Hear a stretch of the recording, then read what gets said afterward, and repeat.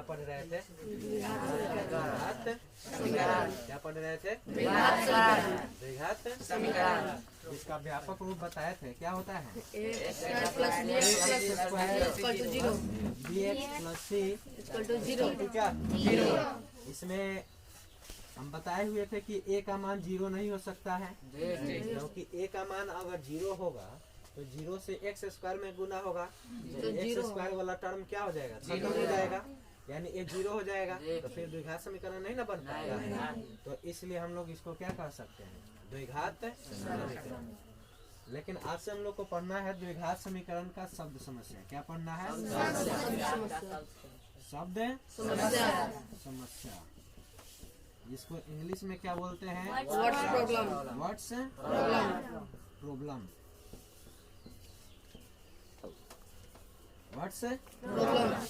अब इसमें बहुत सारा ऐसा बात है जिसको पहले जानना पड़ेगा।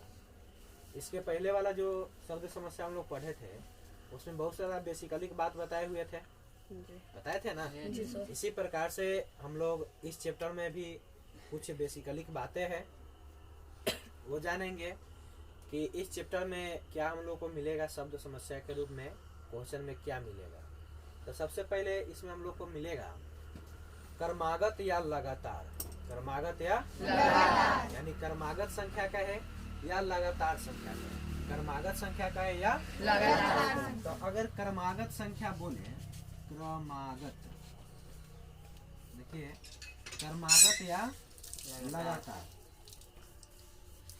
लगातार संख्या तो किसको कहते हैं ये जानेंगे।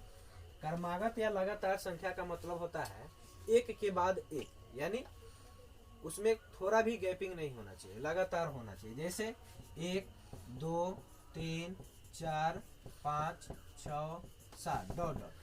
तो देखिए एक लगातार है कि नहीं? इसको हम लोग कौन सी संख्या कह सकते हैं? लगातार, यानी ये पूरा लगातार है। पूरा क्या है? लगातार। लेकिन वही कोई आपसे पूछे 1 3 4 2 5, क्या ये लगातार है? नहीं। कैसे नहीं है? क्योंकि मतलब कोई डिजाइन से ही नहीं है और ये हमारा पूरा लगातार है ना, इसलिए इसको लगातार या क्रमागत संख्या बोलते हैं। समझ में आया? अब अगर आपको कहे सम संख्या, क्या कहे? सम संख्या। देखिए तो सम संख्या अगर कहता है तो सम संख्या का परिभाषा आप लोग को बताया है।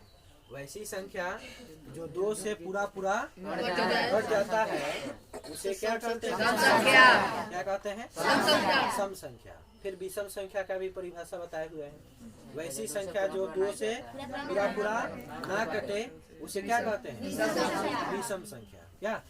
तो जैसे विषम संख्या हो जाएगा क्या? 2 4 6 8 10 12 इस प्रकार से बहुत सारा सम संख्या होता है। उसके बाद में अब जानेंगे क्या? विषम संख्या। क्या जानेंगे? विषम संख्या। तो विषम संख्या क्या होती है ये जानेंगे। तो अभी बताया है विषम संख्या वैसी संख्या जो 2 से भाग देने पर पूरा ना कटे उसे ही क्या कहते हैं? विषम संख्या। जैसे क्या हो जाएगा? 1 3 5 7 9 11 13 10। इस प्रकार से बहुत सारी संख्या जो होगी वो क्या होगी? विषम संख्या हो जाएगी। क्या हो जाएगी? विषम संख्या। ये समझ में आया? कोई दिक्कत नहीं। अगर आपको कहता है पूर्ण संख्या, क्या कहें? पूर्ण संख्या।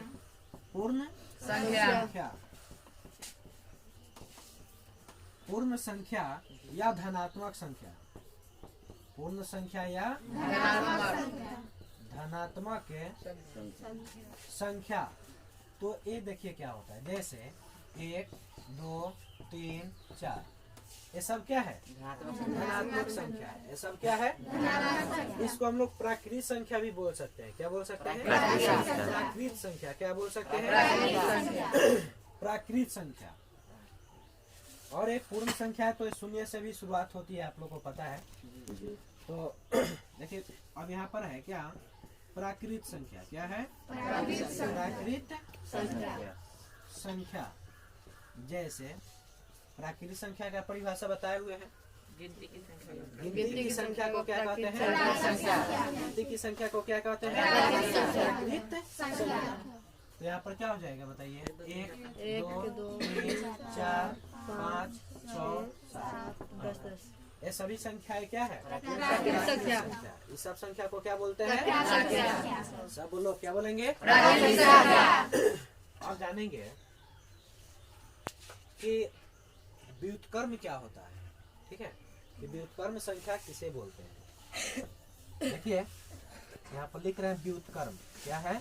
व्युत्क्रम संख्या। व्युत्क्रम संख्या जैसे मान लीजिए यहाँ पर x है। क्या है? x। तो x का व्युत्क्रम क्या हो जाएगा? 1/x। अगर मान लीजिए y है तो y का व्युत्क्रम क्या होगा? 1/y।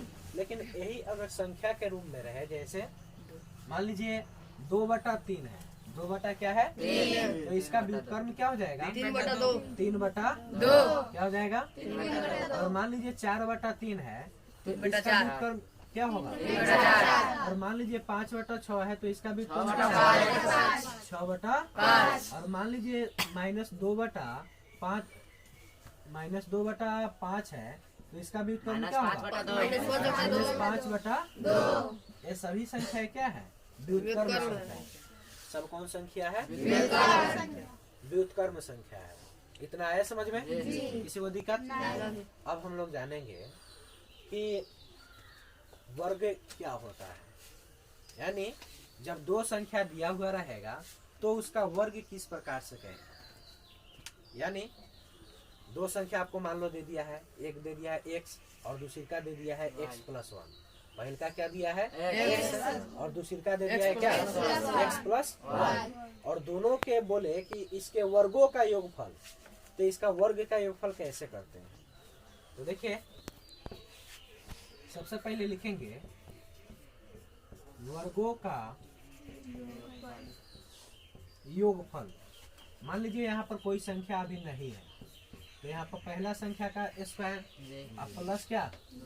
दूसरा संख्या का स्क्वायर। जब संख्या देगा तो इसमें क्या करेंगे? बैठा देंगे। है समझ में?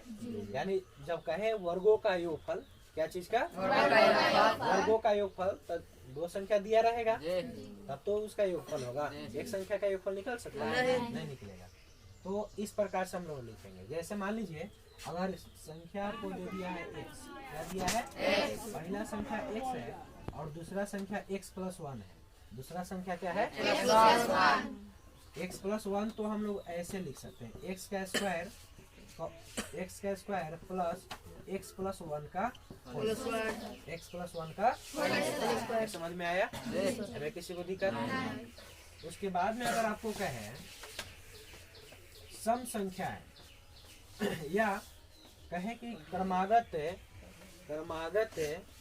दो सम संख्या है, क्रमागत दो सम संख्या है, तो इसमें मानते हैं कि माना कि पहली क्रमागत सम संख्या, पहली क्रमागत सम संख्या बराबर x मान लिए। क्या मान लिए? माना कि पहली क्रमागत सम संख्या बराबर क्या? x। तो फिर अब दूसरा मानना पड़ेगा। तो लिखेंगे क्या? दूसरी क्रमागत सम संख्या बराबर x+2 बराबर है। समझ में? अभी कब मानना है? जब क्वेश्चन में बोले दो क्रमागत सम संख्या, दो क्रमागत तो इसी प्रकार से मानते हैं। पहला को मानेंगे x और दूसरा को क्या मानेंगे? x+2। है समझ में? अब यही अगर कहे विषम संख्या, क्या कहे? विषम संख्या, तो उसमें भी मानने का तरीका इसी प्रकार से सेम टू सेम मानेंगे। माना कि पहली विषम संख्या x, माना कि पहली विषम संख्या x और दूसरी विषम संख्या x+2 होगा। दूसरी क्या होगा? x+2 होगा। यहाँ पर दोनों सेम माना जाता है। समझ में? तो किस प्रकार से मानेंगे बताइए। माना कि पहली माना कि पहली क्रमागत विषम संख्या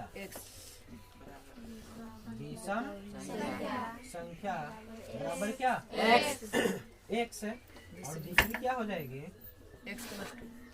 दूसरी क्रमागत विषम संख्या x प्लस 2। इतना है समझ में? हमें कोई दिक्कत संख्या जान गए हैं, सम संख्या विषम संख्या, उसके बाद में पूर्ण संख्या, ये सब जान गए हैं ना जी। लेकिन अब हम लोग को जानना है दो का गुणज। किसका गुणज? दो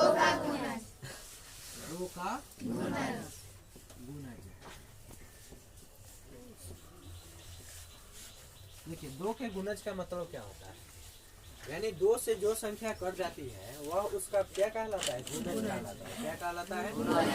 यानी सिंपल सी बात ये है कि जो दो का परिभाषा होता है ना वो सारा के सारा क्या होता है? दो का गुणज होता है। दो का क्या होता है? गुणज। जैसे दो का गुणज अगर कोई आपसे पूछे तो दो का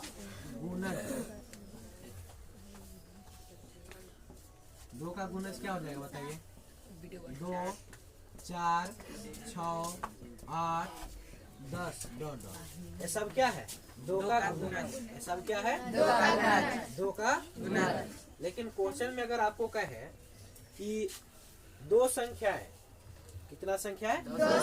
दो संख्या है जो कि दो का गुणज है। किसका गुणज है? दो का गुणज है। तो दो का गुणज है दो संख्या, तो किस प्रकार से उसको मानते हैं ये जानो। तो लिखेंगे माना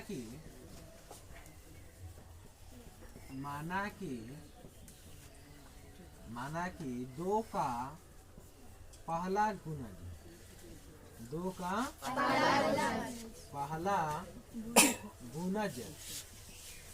बराबर x बराबर क्या मानेंगे? x। और फिर दो का दूसरा गुणज बराबर x प्लस 2 होगा। क्या होगा? x plus 2। इसी प्रकार से अगर कहें 3 का गुणज। किसका गुणज? 3 का गुणज। तो क्या लिखेंगे बताइए? 3 का गुणज मतलब जो 3 के पहरा होती है क्या लिखेंगे? 3 का गुणज क्या हो जाएगा बताओ? 3 6 9 12 15 डॉट। इस प्रकार से बहुत सारी संख्या है जो मतलब किसका गुणज कहलाएगा? 3 का। किसका कहलाएगा? 3 का। और ये जो संख्या है आप इसको देखिए सारा 3 से कट जाएगा, सबके सब कटेगा क्योंकि 3 के पहरा में ही आता है। अब कोई कहे कि आपको बताओ कि मतलब 3 का गुणज 7 है कि नहीं, तो क्या 3 का गुणज 7 होगा? नहीं है। अच्छा 3 का गुणज 8 होगा? नहीं है। 3 का गुणज 9 होगा कि नहीं?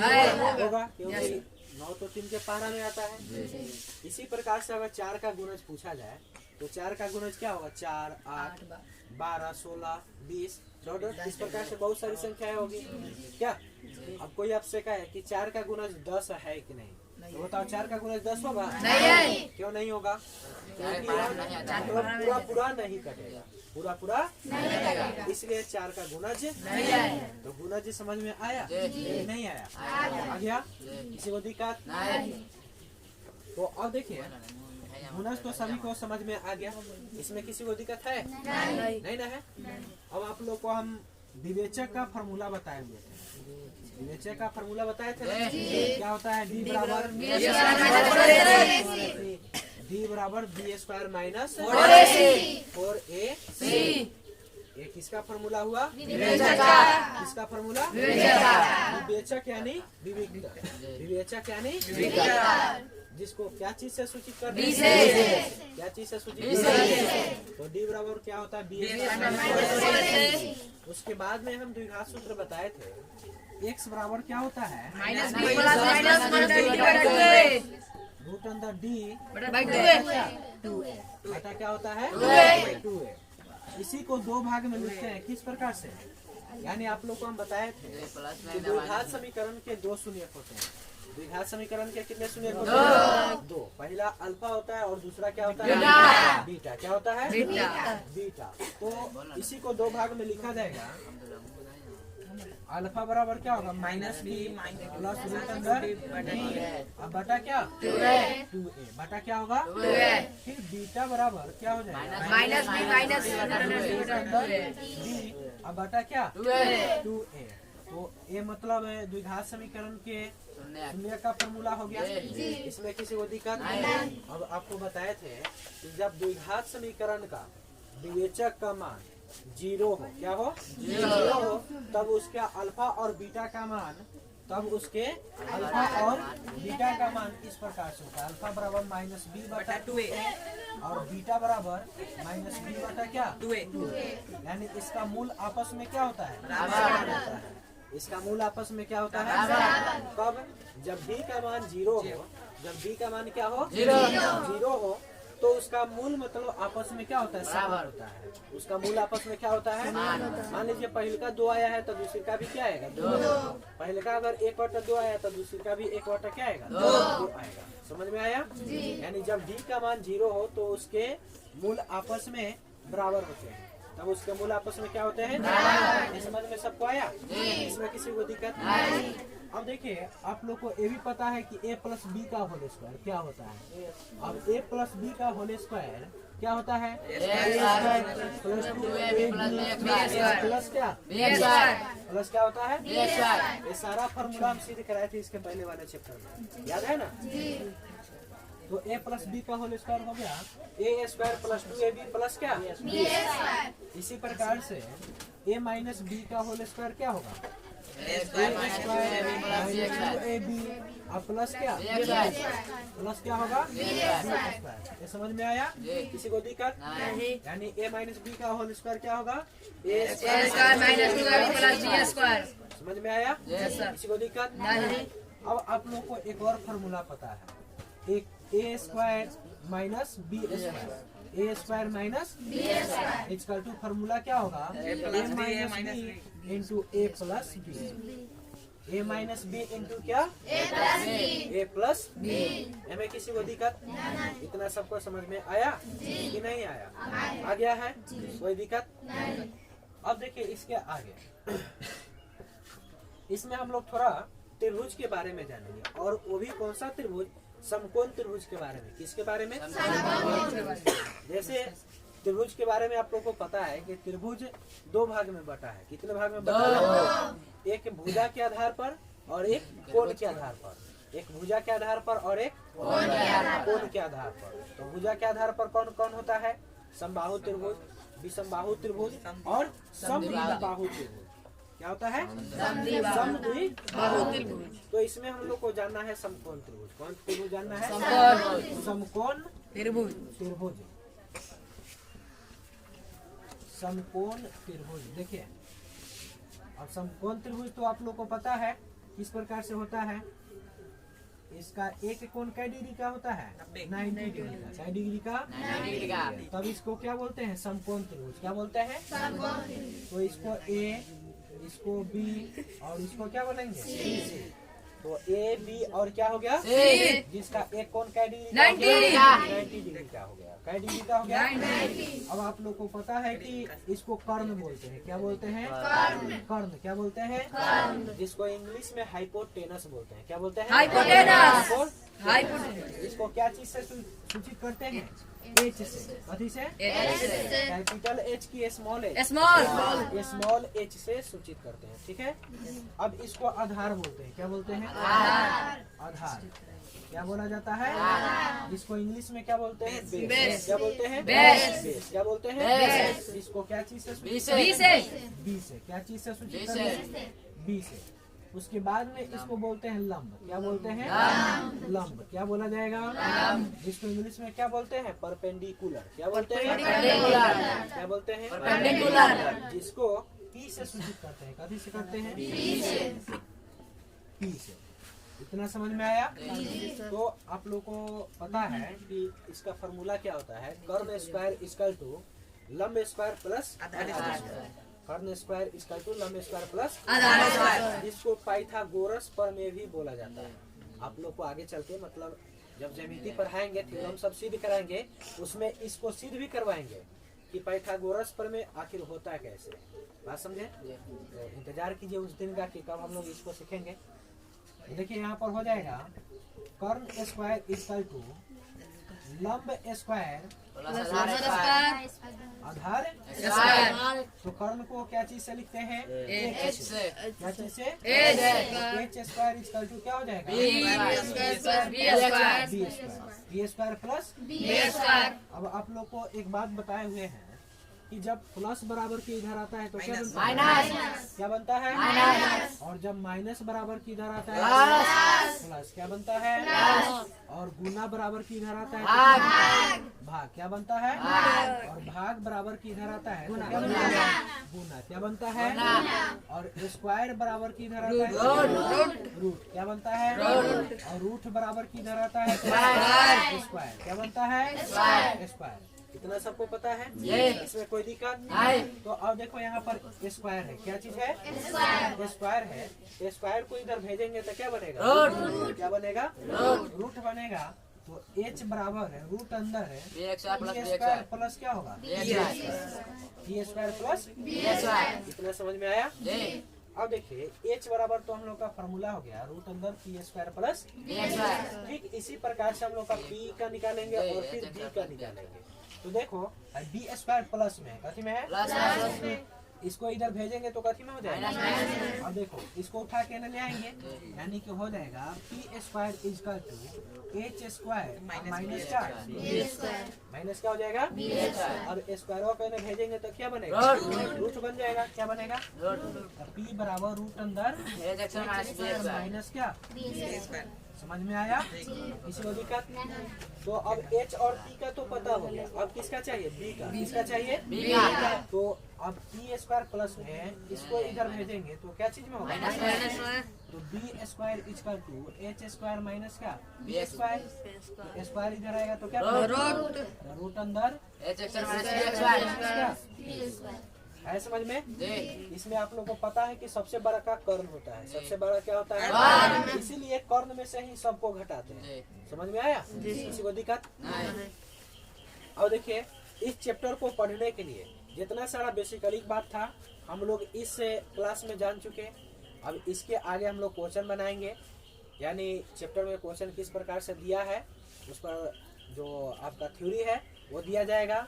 थ्योरी बनवाने के बाद में फिर चैप्टर बनवाएंगे तब आप लोग का चैप्टर